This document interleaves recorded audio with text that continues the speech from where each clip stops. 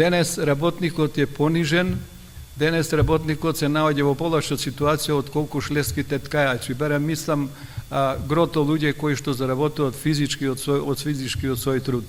А да не говорам каква е судбината на работниците кои што живеат во така наречените технолошки индустријски зони. Знаете ли таму дека платата никаде не е поголема од 8.000 денари, дека не имат 15 минути пауза, дека дури и помала нужда ако треба да излезат, треба да го прашат шефот, значи понижени се до крај.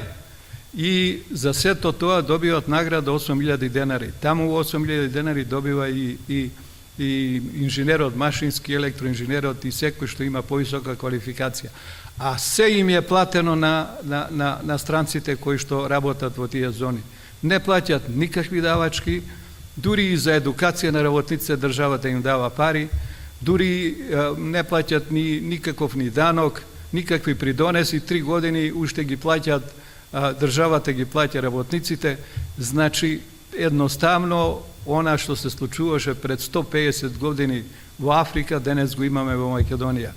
Дали било кога досега бил лекарот толку понижен на сензор да реагира и да мора дури на компјутер цел ден да седи за да не го повика некој на дежурство или да даде некој совет. Ајде настрана од тоа што тоа е хуман дел на неговата професија.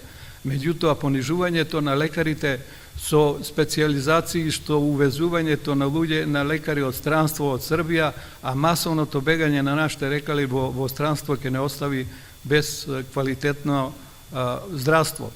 Луѓето треба да идат во приватното здравство, таму е скапо. Нашиот човек е осуден, ако нема пари да умре.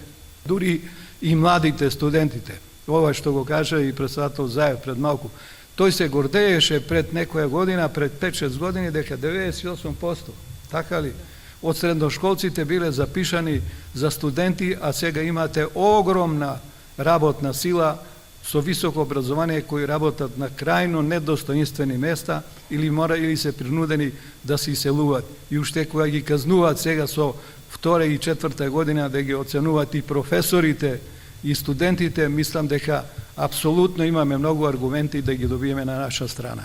Значи, само со повеќе сојузници, повеќе партнерства имаме шанса, а политиката што ја водиме до сега гарантира дека тие ќе бидат на наша страна.